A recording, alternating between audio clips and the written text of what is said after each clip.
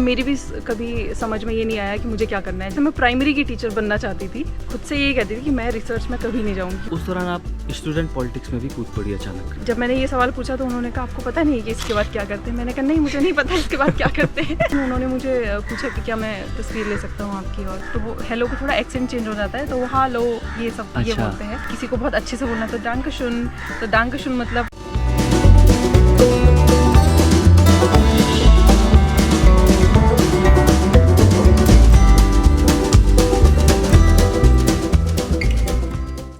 Hello जी, बहुत स्वागत है आपका मेरे YouTube चैनल अमन राउत क्रिएशंस पर। और इस चैनल पर कुछ वक्त पहले हमने एक सीरीज की शुरुआत की थी, खट्टी मीठी उसका नाम था। उस सीरीज के तहत हमने जो पहला एपिसोड शूट किया वो कविता खत्री का किया। कविता खत्री उत्तराखंड के देवाल की रहने वाली एक लड़की थी जिसने सिविल सर्विसेज में जाने के ख्वाब पाले, और अचानक जब वो अपनी ग्रेजुएशन कोर्स कर रही थी तो उस दौरान उसके मन में अभिनय के क्षेत्र में जाने की रुचि जगने लगी। आज वो लड़की जो कि उत्तराखंड के एक सुदूर क्षेत्र से आती है, पुणे में FTII में अभिनय का कोर्स कर रही है, जो कि अभिनय के क्षेत्र का एक टॉप इंस्टीट्यूट है। तो आज खट्टी मीठी का ये दूसरा एपिसोड हम लोग शूट कर रहे हैं, और आज हमारे साथ एक शख्सियत जो मौजूद है वो है ज्योति बिष्ट। कुछ वक्त पहले आपने सोशल मीडिया में इस लड़की का खूब खबरें वायरल भी देखी होंगी, और कुछ फ़ोटोज़ भी आपने देखी होंगी, जो कि रवीश कुमार, जो कि देश के जाने माने जर्नलिस्ट हैं, उनके साथ आपने इनकी पोस्ट देखी होगी। ज्योति के बारे में आपको बताऊँ तो ज्योति ने गढ़वाल यूनिवर्सिटी से BSc किया, उसके बाद MSc किया, और उसके बाद दिल्ली में CISR की नेशनल फिजिकल लेबोरेटरी में उन्होंने काम किया, और उसके बाद आज जर्मनी की प्रतिष्ठित फ्रेडर शिफर यूनिवर्सिटी में वो शोध कर रही हैं। तो ज्योति आज हमारे साथ हैं, बहुत स्वागत ज्योति। हेलो अमन। तो ये बातचीत ना ज्योति बहुत कैजुअल होने वाली है, कोई ऐसे हम सीरियस बातचीत नहीं कर रहे हैं। तो सबसे पहले तो आप मुझे ये बताओ, अपने बारे में ही आप मुझे बताओ, आप कहाँ से बिलोंग करती हो, और शुरुआती पढ़ाई कहाँ से हुई, माता पिताजी क्या करते हैं, और कैसे साइंस की फील्ड में आपकी रुचि रही। बिल्कुल, जैसा कि आपने बता ही दिया कि मेरा नाम ज्योति है, और मैं बता दूं कि मैं भी देवाल क्षेत्र से ही आती हूँ, जो कि चमोली डिस्ट्रिक्ट में पड़ता है। और मैंने अपनी शुरुआती पढ़ाई भी देवाल में रहते हुए ही की है। GIC inter college, government inter college जो वहाँ पर है पोएड, वहाँ पर से मैंने अपना जो 12th है वो पास किया। उसके बाद मैं ग्रेजुएशन के लिए HMB गढ़वाल यूनिवर्सिटी श्रीनगर आई, और वहाँ से मैंने अपना BSc किया, बैचलर्स किया, मास्टर्स किया केमिस्ट्री में, और उसके बाद मैंने B.Ed भी किया 2 साल, जो कि मैंने गोपेश्वर में किया। अच्छा, ये बात मैं भूल गया। हाँ, वो मैंने गोपेश्वर में किया। उस दौरान लॉकडाउन था तो 2 साल के बजाय 3 साल लग गए। उसके बाद मैंने कुछ टाइम गैप ले करके, ज़्यादा नहीं, 1-2 महीना गैप में कुछ सोच करके फिर NPL जो नेशनल फिजिकल लेबोरेटरी दिल्ली में है, प्रयोगशाला, वहाँ पर as a non paid intern की तरह काम किया, और उस एक्सपीरियंस के वजह से मुझे आगे जो PhD करने का है वो मौका मिला।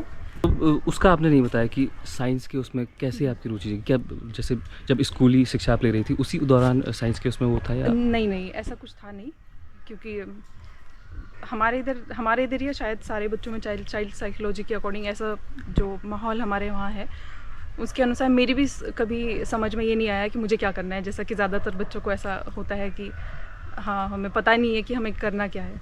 पर मुझे एक रुचि थी जो कि मेरे फादर से आई थी। वो टीचर हैं, तो मुझे भी लगा था कि मुझे टीचर बनना चाहिए। मुझे अच्छा भी लगता है पढ़ाना बहुत, उसी वजह से मैंने B.Ed किया था। ऐसा नहीं कि सिर्फ ऐसे करने को कर दिया था B.Ed, मुझे बहुत पसंद है पढ़ाना। तो मैंने B.Ed किया। मेरा जो माइंडसेट था यही था कि मैं टीचिंग लाइन में ही जाऊंगी, और मैं एक टीचर बनूंगी। मुझे बच्चों को पढ़ाना बहुत अच्छा लगता है, बच्चों को भी इन सेंस जो प्राइमरी के जो छोटे छोटे बच्चे होते हैं उनके साथ मुझे बड़ा अच्छा लगता है समय बिताना। उनका ये है कि दिमाग हम बना सकते हैं कि हाँ, ये लोग आगे किस तरीके से काम करेंगे, उनकी चाइल्ड साइकोलॉजी पे हम काम कर सकते हैं। वो चीज़ मुझे बहुत आकर्षित करती थी, तो इस वजह से मैं प्राइमरी की टीचर बनना चाहती थी, नॉट इन द सेंस कि LT और लेक्चरर, ऐसा कुछ नहीं। लेकिन B.Ed करने के बाद कुछ परिस्थितियों की वजह से मैं दिल्ली चली गई अपनी बहन के पास, जो कि शोध कार्य कर रही हैं NPL में ही। और उसके साथ रहते हुए पहले मैं खुद से ये कहती थी कि मैं रिसर्च में कभी नहीं जाऊँगी, क्योंकि बहुत काम है और मुझे ऐसा कुछ रिज़ल्ट लगता नहीं था। तो मैंने डिसाइड किया था कि मैं PhD कभी नहीं करूँगी। लेकिन धीरे धीरे उसके साथ रहते हुए मुझे लगा कि नहीं, मुझे ये इंटरेस्टिंग लग रहा है, मुझे लगता है कि इसमें कुछ किया जा सकता है काम आगे। और चीज़ें होती गई आगे, मैं इंटरेस्ट लेती गई और पढ़ती गई तो रिसर्च के बारे में, और मुझे दिलचस्प लगा। फिर मुझे एक मौका मिला बाहर अप्लाई करने का, फॉरेन अप्लाई करने का, और लकीली मैं सिर्फ उसको लक कहूँगी कि मेरा वहाँ पर हो गया है। तो बस। नहीं, लक तो खैर बिल्कुल नहीं है, बहुत कम लोगों का होता है, और ये बहुत आपकी अचीवमेंट है ये। तो अच्छा, मैं एक ये बात भी आपसे कहना चाहूँगा और अपने दर्शकों को भी बताना चाहूँगा, जिस दौरान आप ग्रेजुएशन कर रही थी बीएससी, आई थिंक 2013 से 14 के बाद नहीं, 13 14 15 15 16 से 15 16 17 मेरा ग्रेजुएशन है। 15 के बाद 15 में है मेरा ग्रेजुएशन स्टार्ट। अच्छा। 15 16 17 में पूरा है ग्रेजुएशन, 19 में मास्टर्स। क्योंकि मुझे ऐसा हल्का सा याद है कि जिस वक्त मैं भी ग्रेजुएशन कर रहा था उस दौरान आप शायद, हम दोनों सेम बैच में थे। शायद आपने मेरी बहन को देखा होगा। नहीं, आपने मॉडलिंग भी की थी? हाँ, लेकिन वो 2014 के बाद है। अच्छा। हाँ, 2015 में मैंने एडमिशन लिया था। हाँ, 16-17 में मेरा ग्रेजुएशन पूरा हुआ था। अच्छा, ठीक है। हाँ, या फिर 14, हाँ 14 था, नहीं 15 में, मैं खुद ही कंफ्यूज हो गई। ठीक है। तो मैं एक बात, खैर मैं एक बात ये भी बताना चाहूँगा कि उस दौरान NIT भी श्रीनगर में था, तो वहाँ पर एक फेस्ट उनका होता था। तो उस दौरान ज्योति को मैंने, हाँ क्लिफेस्टो नाम से उनका वो था, तो उस दौरान मैंने ज्योति को मॉडलिंग करते हुए भी देखा था। तो उस बारे में आप ज़रूर मुझे बताएंगी और दर्शकों को भी बताएंगी कि एक दौर में मॉडलिंग में अपना हाथ आजमाने वाली, मॉडलिंग मतलब रैंप पर वॉक कर रही हैं ज्योति बिष्ट, और आज शोध छात्रा वो कहलाई जा रही हैं, पढ़ाने की और उनकी रुचि जगी है। तो ये कैसे ये हुआ, इस बारे में आप थोड़ा बताएं। ऐसा कुछ स्पेसिफिक नहीं है, मैं बचपन से ही बहुत एक्टिव रही हूँ। मुझे ये लगता था कि अगर कोई भी नई चीज़ हो रही है तो उसमें मैं एफर्ट से कूद जाती थी कि नहीं, ये मैं कैसे नहीं कर रही हूँ, ये मुझे तो करना चाहिए, ये कर रहे हैं तो मैं क्यों नहीं कर रही हूँ। तो मेरी आदत ऐसी थी कि मुझे सब कुछ करना है, मुझे पहले से ही रुचि है हर एक नई चीज़ को ट्राई करने में। तो उसी सोच के चलते मैंने मॉडलिंग भी करी, और मुझे अच्छा भी लगता है तैयार होना। टू बी फ्रैंक, मुझे बहुत अच्छा लगता है तैयार होना, अच्छे कपड़े पहनना, अच्छा दिखना, मुझे बहुत पसंद है अपने हिसाब से, जो मुझे लगता है कि हाँ ये अच्छा लग सकता है। तो इसीलिए मैंने मॉडलिंग करी थी और करती भी रहूँगी, शायद अगर मुझे कभी मौका मिले तो मैं ज़रूर करूँगी। बिल्कुल। तो जब आप कॉलेज में थी, आई थिंक MSc आपका चल रहा था, तो उस दौरान आप स्टूडेंट पॉलिटिक्स में भी कूद पड़ी अचानक, और ये हम सब ने अचानक देखा। हाँ। तो इसके पीछे का आप थोड़ा हमें वो बताएं कि कैसे इसमें आना हुआ। पढ़ने वाले तो हम लोग पहले से ही थे, तो जो लॉजिकल चीज़ें हैं वो समझ आती हैं, अभी भी आती हैं और उस वक्त भी आती थी। मुझे लॉजिक ने हमेशा ही आकर्षित किया अपनी तरफ। जो लोग मुझे लगा स्टूडेंट, क्योंकि पर्सनली मेरा मानना है कि पॉलिटिक्स किसी भी देश के विकास के लिए बहुत ज़रूरी है, और वो शुरू होती है स्टूडेंट पॉलिटिक्स से ही। और कुछ लोग जो हमारे इर्द गिर्द थे, उनमें से मुझे सबसे लॉजिकल जो लोग लगे वो SFI के लोग थे, इसीलिए मैंने SFI ज्वाइन करी और उनके साथ काम किया, तमाम प्रोटेस्ट में हिस्सा लिया, किसान आंदोलन से लेकर के जितने भी बड़े प्रोटेस्ट हुए सभी में मैं गई। मुझे लगता है कि उस वक्त के हिसाब से या उस सोच के हिसाब से हर एक जो नागरिक है, हर एक जो स्टूडेंट है, उसको लॉजिकली सोचना चाहिए, और उसी लॉजिक ने मुझे आकर्षित किया अपनी तरफ, और मैंने इसीलिए ज्वाइन किया था। वो अपनी लाइफ का एक अहम पॉइंट मानती हैं आप उस चीज़ को? बिल्कुल, क्योंकि वहाँ से मैं कहूँ तो शायद मैंने थोड़ा और पढ़ना सीखा, एक दिशा मिली कि किस तरफ जाना चाहिए, या अपनी लाइफ को करियर वाइज किस तरफ जाना चाहिए ये नहीं कहूँगी, लेकिन समाज में अपने प्रति हमारी क्या जिम्मेदारियां हैं, समाज में बाकी लोगों के प्रति हमारी क्या जिम्मेदारियां हैं, पर्यावरण के प्रति हमारी क्या जिम्मेदारियां हैं, तमाम जो एक इंसान को जीने के लिए समझदारी जो चाहिए होती है वो मैंने SFI से सीखी है, और इस बात को मैं कभी डिनाई नहीं करूँगी। अच्छा, अगर ज्योति बिष्ट पे ऐसे आरोप लगें कि ज्योति तो लेफ्टिस्ट है और ये देशद्रोही, जैसे आजकल बहुत वक्त से लेफ्टिस्ट जो लोग हैं उन पे लगते आए हैं कि वो देशद्रोही हैं, तो ज्योति क्या जवाब देंगी उसका? मैं ये जवाब दूंगी कि मैं लेफ्टिस्ट नहीं हूँ, मुझे किसी बॉक्स में ना बांधा जाए। मैं एक खुले विचारों की महिला हूँ, और किसी भी विचार को लेकर के मैं आगे भी खुली हूँ, ओपन हूँ, सीखना चाहती हूँ। मुझे नहीं लगता कि मुझे सिर्फ एक लेफ्टिस्ट कह देना या उस पर फुल स्टॉप लगा देना मेरे मेरे व्यक्तित्व के लिए बेहतर शब्द है। तो आप लेफ्टिस्ट रही हैं लेकिन अब नहीं है? मैं रही अब भी नहीं आज़ाद हूँ, हैं। मैं पहले भी आज़ाद थी, मैं अभी भी आज़ाद हूँ। पहले ये था कि जिस चीज़ ने मुझे सबसे ज़्यादा आकर्षित किया, अपने सराउंडिंग मुझे जितना एक्सप्लोर करने के बाद जो चीज़ मुझे सबसे बेहतर लगी उस चीज़ की तरफ मैं गई। इसका मतलब ये नहीं है कि दुनिया में सिर्फ वही चीज़ सबसे बेहतर है, बहुत सारी चीज़ें देखने को हैं, बहुत सारी चीज़ें एक्सप्लोर करने को हैं। मुझे नहीं लगता कि मैं अभी किसी एक डिसीजन पे आऊँगी, और आना भी नहीं चाहिए। मैं सिर्फ एक्सप्लोर करना चाहती हूँ, तमाम चीज़ों को समझना चाहती हूँ। इस देश दुनिया में बहुत सारी और चीज़ें हैं, सिर्फ दो चीज़ें नहीं है, right wing and left wing, इससे कहीं आगे निकल कर दुनिया है। ओके, चलिए। ये जो जर्मनी की इस यूनिवर्सिटी में आपका जब चयन हुआ तो घर वालों का क्या रिस्पॉन्स रहा, और सबसे पहले जब आपने ये इस बात का आपको मालूम पड़ा तो किसको आपने बताया? एक्चुअली घर का सिस्टम ये है कि हम लोग मिडिल क्लास फैमिली से आते हैं, और अगर हमने घर पे ये बताया कि हम इस चीज़ की तैयारी कर रहे हैं और यहाँ जाना चाहते हैं, या इस दिन इंटरव्यू है, आज हम ये कर रहे हैं, तो थोड़ा पैनिक वाला माहौल घर में हो जाता है कि हाँ आज ये है, अब क्या होगा क्या नहीं होगा। तो हमने ऐसा कुछ बताया नहीं था घर पे। जब सिलेक्शन हो गया, जब सब कुछ हो गया, जब जाने की तैयारियां हो गई, उसके बाद हमने घर पे बताया कि हाँ ऐसा कुछ हो गया, अब हम जा रहे हैं, बाय बाय। तो ये हुआ था। लेकिन वहाँ का फॉर्म वगैरह तो भरा ही होगा ना? हाँ, वो सब उस दौरान कुछ नहीं बताया था? कुछ नहीं बताया, कभी नहीं अच्छा। बताया। सीधे जब हो गया उसके बाद ही बताया, क्योंकि घर वालों को ये भी रहता है कि अगर नहीं हुआ तो डिसअपॉइंटमेंट भी होती है, बहुत सारी चीज़ें होती हैं। तो क्योंकि मुझे कुछ और नहीं था कि होगा या नहीं होगा, मुझे ये था कि अगर हो जाएगा तो बता देंगे, नहीं होगा तो शांत रहेंगे। तो लेकिन मेरी बहन मेरे साथ में थी, जिसको सब कुछ पता था, और जिसने ही मुझे मोटिवेट किया था इनफैक्ट वहाँ जाने के लिए। बड़ी बहन? हाँ, मेरी अच्छा। बड़ी बहन। वो क्या करती हैं? वो भी पीएचडी करती हैं, एनपीएल से ही मैंने बताया, जिनके साथ में अच्छा, रह के मुझे अच्छा। रिसर्च में इंटरेस्ट हुआ। वो अभी फाइनल ईयर में है, अपना डिफेंस की तैयारी कर रही हैं। उनको सब कुछ पता था और उन्होंने ही मुझे मोटिवेट किया। सीवी कैसे लिखते हैं, मुझे पहले कुछ नहीं आता था, एक्सेल क्या होता है, पीपीटी कैसे बनाते हैं, कुछ भी मुझे पता नहीं था। सब कुछ उन्होंने मुझे उस दौरान सिखाया। थोड़ा सा हेक्टिक भी था वो दौर मेरे लिए, क्योंकि सारी चीज़ें जाने से पहले मुझे सीखनी थी जो मैंने नहीं सीखी हुई थी। प्रेजेंटेशन बनाना, प्रेजेंटेशन देना, और भी बहुत सारी चीज़ें होती है, कंप्यूटराइज्ड जो चीज़ें हैं, वो सारी चीज़ें सिखाने में, हर एक चीज़ सिखाने में मेरी बहन का ही रोल है। रवीश कुमार जी ने ज्योति बिष्ट के लिए एक पोस्ट भी लिखा था, फेसबुक में शेयर किया था, इंस्टा में भी शेयर किया था, ट्विटर में भी शेयर किया था, अपने तमाम सोशल मीडिया साइट्स पर। दरअसल उन्हें दिल्ली एयरपोर्ट पर ज्योति, हाँ, तो वहाँ पर ज्योति दिख गई थी और वो फ़्लाइट के लिए ही तैयार कर मतलब जाना चाह रही थी, लेकिन थोड़ा कंफ्यूज थी कि कहाँ वो जाएं, किस तरीके से वो करें। तो उस बारे में आप थोड़ा बताएं कि कैसे वो मिले और क्या उनसे बातचीत हुई? वो थोड़ा सा कंफ्यूजिंग था मेरे लिए कि मैं क्या करूं, मुझे समझ नहीं आया जैसे वो मुझे दिखे।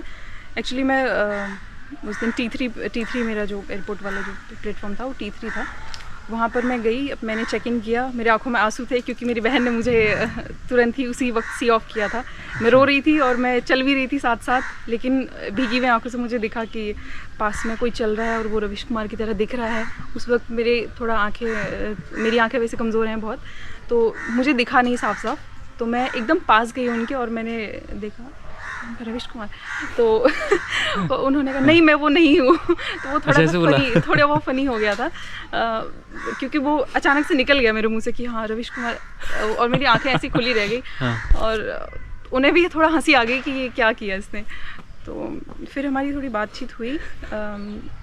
ये था कि मैं प्लेन में कभी बैठी नहीं थी, तो मुझे मालूम नहीं था कि क्या प्रोसीजर होता है, कैसे जाते हैं। पहली बार आप जा रहे थे? हाँ, और काम के चलते मैंने यूट्यूब पे भी कभी सर्च करके मैं गई नहीं कि हाँ इसके बाद यहाँ जाना है, क्या करना है। मैंने चेक इन करा, तो उसके बाद तुरंत ही मुझे वो दिख गए। चेक इन के बाद मुझे मालूम नहीं था कि मुझे जाना कहाँ है। उस अनजान जगह पर मुझे रवीश कुमार का चेहरा दिखना, मुझे ऐसा लगा कि शायद यही इंसान है जिसको मैं सबसे ज़्यादा जानती हूँ, क्योंकि और कोई था नहीं। उनको हम देखते हुए आ रहे हैं और वो ये बड़ी खूबसूरत बात है। पर्सनली मुझे बहुत ज़्यादा पसंद है उनका जो रिपोर्टिंग स्टाइल है। उनसे थोड़ी बहुत बात हुई, उन्होंने पूछा कि आप क्या कर रही हैं, क्यों जा रही हैं, ये सब जो नॉर्मल सवाल हैं वो पूछे उन्होंने। उसके बाद उन्होंने पूछा कि जब मैंने ये पूछा कि इसके बाद मैं करूं क्या, मुझे तो जाना है, और थोड़ा बात करके मैं निकलना चाह रही थी, लेकिन जब मैंने ये सवाल पूछा तो उन्होंने कहा आपको पता नहीं है कि इसके बाद क्या करते हैं। मैंने कहा नहीं, मुझे नहीं पता इसके बाद क्या करते हैं। हाँ। तो वो थोड़ा सा इमोशनल हो गए कि इसे कैसे नहीं पता। और फिर उन्होंने पूछा कि आप पहली बार जा रही हैं? मैंने कहा हाँ मैं पहली बार जा रही हूँ, और मैं कभी जो है डोमेस्टिक फ़्लाइट में भी नहीं बैठी हूँ, इंटरनेशनल तो बहुत दूर की बात है। तो वो थोड़ा इमोशनल हो गए कि एक बार में ही तुम इंटरनेशनली जा रही हो। तब तक भी मुझे नहीं पता था, लेकिन उन्होंने मुझे पूछा कि क्या मैं तस्वीर ले सकता हूँ आपकी, और क्या मैं एक पोस्ट लिख सकता हूँ आपके लिए। मुझे लगा मजाक कर रहे हैं, ऐसा कौन करेगा, रविश कुमार मेरे लिए क्यों करेगा, मतलब हज़ारों स्टूडेंट्स जाते हैं डेली, मैं ही नहीं क्यों। तो जैसे ही मैं सारे पड़ाव पार करके मैं वेटिंग्स में पहुँची, तब तक मैंने लगा कि मुझे बहुत सारे लोग मेंशन कर रहे हैं। मुझे लगा क्या हो गया अचानक। अच्छा, मेंशन से आपको पता चला कि हाँ, पोस्ट? अच्छा। हाँ, मैंने पोस्ट देखा नहीं था, एयरपोर्ट पे ही हम थे उस वक्त पे। तो मैंने देखा कि उन्होंने सच में मेरे नाम पे एक पोस्ट लिख दिया है, और मैं एकदम चौंक गई। मुझे लगा कि ये कैसे, क्योंकि इस बात की कोई उम्मीद नहीं थी मुझे लगा वो कि मजाक कर रहे हैं। मिलने के कितने देर बाद लिखा? तुरंत लिख दिया था या? मिलने के आधे घंटे बाद। अच्छा। आधे घंटे बाद उन्होंने, नहीं आधा या 1 घंटे के अंदर सब लिख दिया था। वो कहाँ जा रहे थे उस टाइम? मैंने उनसे पूछा था कि आप कहाँ जा रहे हैं, उन्होंने कहा मैं पेरिस जा रहा हूँ, और उसके बाद के उनकी कुछ पोस्ट हैं पेरिस के चलते चलते exhibition फ्लाइट में ही लिखा होगा शायद से। हाँ, वो वेटिंग के दौरान वो पेरिस जा रहे थे, आई थिंक एक एग्जीबिशन था, उसके लिए वो वहाँ जा रहे थे। तो मुझे बड़ा अच्छा लगा उनसे मिल कर के, क्योंकि मेरे लिए वो फ़ैन मूवमेंट था, और मैं एकदम नेचुरली मैं बस हंस रही थी उन्हें देख के। मुझे याद भी नहीं रहा कि उनके साथ एक तस्वीर लेनी चाहिए, तो उन्होंने खुद ही तस्वीर ली मेरे लिए। बस वो ऐसे स्टेबल हो गया था सब कुछ। तो इस बीच इस बारे में एक ये बात ज़रूर बोलना चाहूँगा कि कभी कभी ना आपको जीवन में अचानक सारी खुशियाँ एक साथ मिल जाती हैं।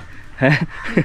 इतनी बड़ी यूनिवर्सिटी में आपका सिलेक्शन हो गया, और उसके बाद आप पहली बार, मतलब आपने डोमेस्टिक फ़्लाइट में भी कभी सफ़र नहीं किया, और अचानक आप इंटरनेशनल जा रहे हैं, और अचानक आपका फेवरेट कोई इंसान आपको दिख जाए, कोई ऐसा पब्लिक फिगर आपको मिल जाए, और वो आपके लिए पोस्ट भी लिख ले। तो ये बहुत गजब बात है, और ये बिल्कुल इसके लिए आप ये काबिल तारीफ़ बात बिल्कुल है। अच्छा, क्योंकि अब ये बताएं मुझे कि जर्मनी में आपको कितना वक्त हो गया अभी? फरवरी में मैं गई थी, आई थिंक 7-8 महीने हो रहे हैं। 7-8 महीने ना? हाँ। तब से अभी आ रहे हैं ना? अभी आ रही हूँ मैं। अच्छा, तो इस बीच कैसा अनुभव रहा आपका जर्मनी में? कितने दोस्त बने, और क्या दिक्कतें शुरुआत में हुई ये सब? दोस्त तो मैं बनाती कम ही हूँ। हाँ। मैं थोड़ा उन लोगों में से आती हूँ जो बहुत जल्दी नहीं खुल पाते हैं किसी हाँ। के साथ में। तो दोस्त तो इतने नहीं हैं, लेकिन कुछ जर्मन्स हैं जो कि मुझे सही लगते हैं, उनसे थोड़ा बहुत बातचीत होती है। एक्सपीरियंस वहाँ पर अच्छा है, क्योंकि लोग एक दूसरे के समय की रिस्पेक्ट करते हैं, जो कि मैंने आज नहीं की। मैं 15 मिनट लेट हूँ तो उसके लिए माफ़ी। लेकिन जनरली वहाँ पर ऐसा नहीं होता है। अगर आप 15 मिनट लेट हैं तो मतलब आपने बहुत बड़ा क्राइम करा है। अच्छा। आपको अगर 1 बजे बुलाया है तो आपको 1 बजे वहाँ होना चाहिए। तो ये सारी चीज़ें सीखी हैं, इसीलिए मैं थोड़ा सॉरी फील कर रही हूँ, क्योंकि ये सब वहाँ पे आदत हो गई है अब। अच्छा। टाइम का जो हाँ, है, ये सारी चीज़ें बहुत अच्छी भी हैं। दूसरे का वक्त जो है, आई थिंक हमें उसकी रिस्पेक्ट करनी चाहिए। तो लोग भी काफ़ी अच्छे हैं, स्ट्रेट फॉरवर्ड हैं, कोई बिना बात की दखल अंदाजी किसी के लाइफ में करते नहीं है, अपना काम करते हैं। अगर मदद मांगो तो मदद करते हैं, अगर उनके पास समय है तो हाँ कहेंगे, अगर नहीं है तो ना कहेंगे, सीधे। और जो चीज़ बहुत अच्छी है, मुझे ऐसा लगता है। ऐसे ही वहाँ पे लाइफ है। थोड़ा खाने का थोड़ा दिक्कत है। खाना क्या मिलता है वहाँ पे? बना लेते हैं खाना। इनका मेन जो खाना है वो पास्ता वगैरह ही ये लोग खाते हैं। अच्छा। हाँ, जो कार्ब्स हम लोग जो दाल चावल से लेते हैं वो पास्ता से लेते हैं, कि वो अडेप्ट हो चुके हैं पास्ता और ये सब मैदा को लेकर, लेकिन हम नहीं हैं, तो उसका थोड़ा इशू रहता है। लेकिन हम लोग घर पे बनाते हैं। मैं जनरली घर पे खुद ही बनाती हूँ और टिफ़िन लेके जाती हूँ, लेकिन कई बार ऐसा होता है कि काम का प्रेशर ज़्यादा है तो बन नहीं पाता है सुबह या रात को लेट से आए हैं तो सुबह उठ नहीं पाते हैं। तो ये सारी कुछ चीज़ें हैं। ठीक है। अच्छा, एक सवाल ये कि जैसे यहीं पहाड़ से कई सारी लड़कियां अगर ऐसा कुछ सोचे कि हमको बड़ी बड़ी फॉरेन यूनिवर्सिटीज़ का फॉर्म भरना है, इस स्कॉलरशिप का फॉर्म भरना है, तो उनके सामने जो एक मेन दिक्कत ये भी आती है कि लैंग्वेज बैरियर है ना, भाषा का हो, कि वो कैसे वहाँ पे एडजस्ट करेंगे। इस बारे में आप क्या कहेंगे? आपको कितनी उसमें दिक्कत आई? हाँ, ये चीज़ एक बहुत इम्पोर्टेंट बात है, ये क्वेश्चन है। लेकिन मुझे लगता है ये डिपेंड करता है कि आप क्या कोर्स कर रहे हैं या आप क्या चीज़ पढ़ना चाहते हैं। अगर आप मास्टर्स में जा रहे हैं तो मास्टर्स में अगर पर्टिकुलर जर्मनी की बात करें तो वहाँ पर जो किताबें हैं वो इंडिया की तरह नहीं है कि इंग्लिश में और हिंदी में, इंग्लिश में होगा मास्टर्स के बाद आपका सारा काम, ऐसा नहीं है। वहाँ पे सारी पढ़ाई जर्मन में ही है मास्टर्स तक, और इंग्लिश में भी है लेकिन आपको बुक्स मंगानी पड़ेंगी और मेजरली वहाँ पे जर्मन ही चलती है। तो अगर आपको मास्टर्स करना है, करने बाहर जाना है तो आपको जर्मन आनी चाहिए उसके लिए। तो वो रिक्वायरमेंट है मास्टर्स के लिए कि आपको शायद B1 लेवल तक आपको जर्मन लैंग्वेज आनी चाहिए, उसके बाद ही आप आएंगे। लेकिन रिसर्च का क्या है कि इंटरनेशनली रिसर्च बहुत साउंड है और उसमें भी इंटरनेशनल लैंग्वेज ही चलती है। जब आपने रिसर्च पेपर्स जो देखे होंगे वो आपने ये नहीं देखा होगा कि पर्टिकुलर लैंग्वेज का, वो आपको इंग्लिश में ही मिलेगा। तो रिसर्च में लैंग्वेज का कोई इशू आता नहीं है। तो शायद मुझे लगता है कि जो रिसर्च के लिए जाना चाहता है वो लैंग्वेज से फ्री हो सकता है, लेकिन वो एक स्किल है लैंग्वेज सीखना, और वो हम भी सीख रहे हैं। ऐसा नहीं कि हमें जाने से पहले आनी चाहिए थी, लेकिन हम जाने के बाद सीख रहे हैं। क्योंकि जब हम इंस्टीट्यूट से बाहर जाते हैं तो इंस्टीट्यूट से बाहर कोई वहाँ पे ज़्यादातर इंग्लिश नहीं बोलते हैं लोग, जर्मनी बोलते हैं? हाँ, वो लोग जर्मन में ही बात करते हैं। अगर आप सुपरमार्केट जा रहे हैं या फिर आप किसी शॉप पे जा रहे हैं, नॉर्मल शॉप पे जा रहे हैं, तो आपको फिर जर्मन में ही बात करना ज़्यादा वो प्रेफर करते हैं, वरना इशारों में बात करनी होती है। तो शुरुआत में तो हमने ऐसे ही किया, लेकिन अभी यूनिवर्सिटी हमें फ्री कोर्स दे रही है लैंग्वेज के लिए भी। अच्छा। तो हमारा जो लैंग्वेज कोर्स वो करा रहे हैं वो यूनिवर्सिटी उसके लिए पे करेगी। अरे वाह, ठीक है। तो अभी जर्मन कितनी सीखी आपने? कुछ सीख लिया हो काफ़ी? कितना? जैसे हेलो नमस्ते, इसका कैसे बोलेंगे? तो वो हेलो को हेलो की तरह ही बोलते हैं, तो वो हेलो को थोड़ा एक्सेंट चेंज हो जाता है, तो वो हालो ये सब ये बोलते हैं। और जैसे थैंक यू बोलना है तो वो डंक बोलते हैं। और डंक, हाँ, तो किसी को बहुत अच्छे से बोलना तो डांक शुन। तो डांक शुन मतलब बहुत बहुत धन्यवाद, खूबसूरत जो सामने है उसको सुंदर करके पुकारते हैं, तो शुन मतलब सुंदर। तो ऐसा कुछ। इसका कैसा है? आप कैसे हैं इसका? Of wickets. अच्छा। या विकेट्स, हाउ आर यू। तो इतना बेसिक हल्का फुल्का तो सीख ही गए आपने? हाँ, थोड़ा बहुत। अभी मैंने क्लासेस मिस कर दी हैं अपनी यहाँ आने के बाद। तो अच्छा, तो ये क्लासेस कब होती हैं? मतलब उसके उनके टाइम के हिसाब से होती हैं, ऑनलाइन होती हैं वैसे। अच्छा। अटेंड तो मैं कर सकती थी, लेकिन थोड़ा यहाँ आने के बाद आलस आ गया है। तो अभी कितने दिन की ये है फिर छुट्टी? छुट्टी तो अभी है 1 महीना की, 1 महीना से ज़्यादा ही है इनफैक्ट। 30 दिन छुट्टी के मिलते हैं साल के, और विदाउट सैटरडे संडे वैसे भी छुट्टी होती है। तो वो मेरे पास 22 दिन की छुट्टी थी, क्योंकि मैं फरवरी में गई थी तो मेरे पास सिर्फ 22 छुट्टियाँ थी, क्योंकि मेरा 1 महीना तो मैं गई नहीं। तो हाँ, उसमें से मैंने सारी छुट्टियाँ ले ली विद सैटरडे संडे, तो वो छुट्टियाँ मेरी बची हुई हैं। और 4-5 दिन मैंने वर्क फ्रॉम होम ले लिया प्रोफेसर से, तो अभी है छुट्टी 10 तक। तो जर्मनी में रह के फिर याद आती है घर वालों की? बातचीत होती है प्रॉपर? मुझे तो बहुत याद आती है। बात मैं इतना नहीं कर पाती हूँ, क्योंकि मुझे अच्छा लगता नहीं है बात करना इतना फ़ोन पे, और हफ्ते में 1 बार करती हूँ। पहले थोड़ा ज़्यादा करती थी, अब मैं हफ्ते में 1 बार करती हूँ। अब रम गए हैं आप, लगता है जर्मनी के उसमें? नहीं, रमी तो नहीं हूँ, पर फिर घर वालों को भी मैंने लगता है कि अच्छा क्या खाया क्या पिया के अलावा क्या पूछे, इसके बाद तो वो बोर हो जाते हैं। तो हफ्ते का 1 बार में ही, या कहीं जा रही हूँ तो उनको तस्वीर भेज देती हूँ, या बाहर डिनर करने गई हूँ तो उनको तस्वीर भेज देती हूँ। किसी के साथ हूँ तो उनको तस्वीर भेज देती हूँ कि आज मैं ये कर रही हूँ। कुछ नया करती हूँ तो मैं भेज देती हूँ उनको, तो उनको ऐसा कुछ पता, उनको रहता नहीं है कि हाँ चलो बात नहीं हो रही है। ओके। तो अब लास्ट 1-2 सवाल। एक तो ये कि कैसा चल रहा है जीवन? सब सही है जीवन में? मतलब आप खुशियाँ हैं? सब अच्छा और है। भविष्य की क्या नीतियाँ हैं, क्या प्लान्स हैं आगे? आगे हर चीज़ को लेकर।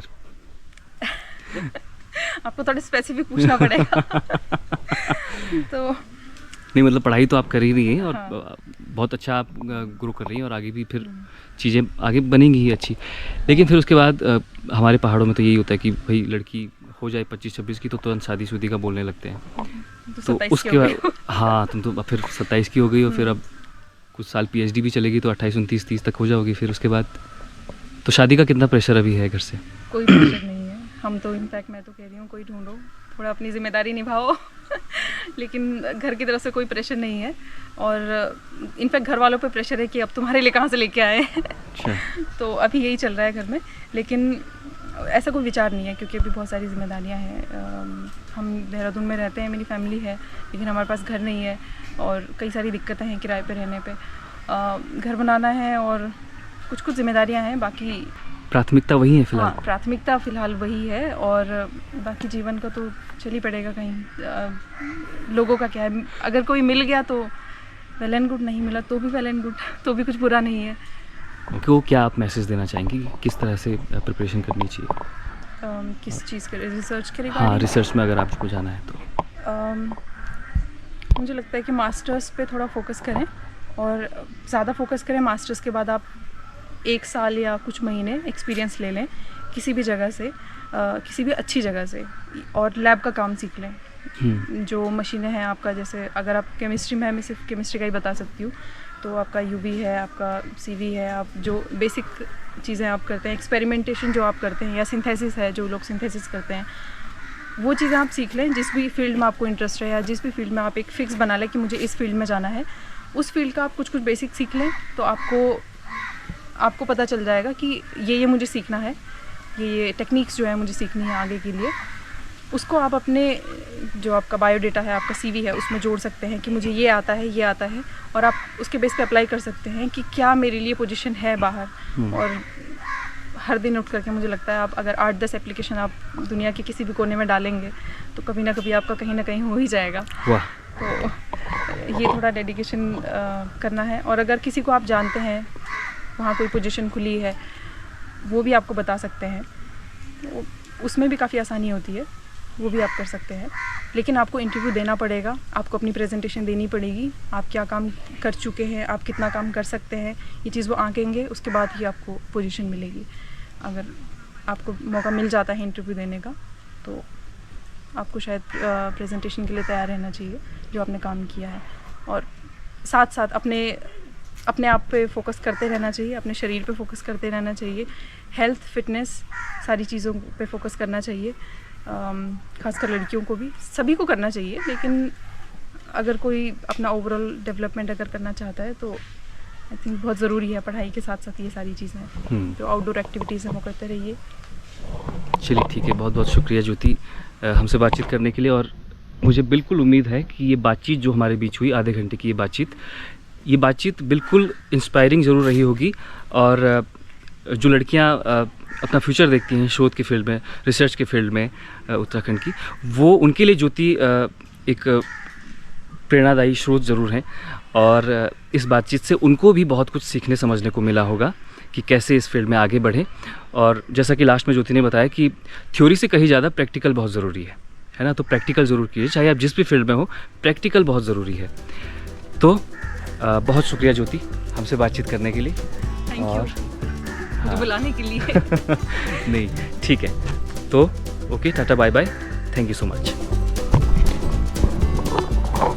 अभी फ़िलहाल वो देख तू कौन सा ठीक आ रहा है, ट्रेन देख, ठीक है।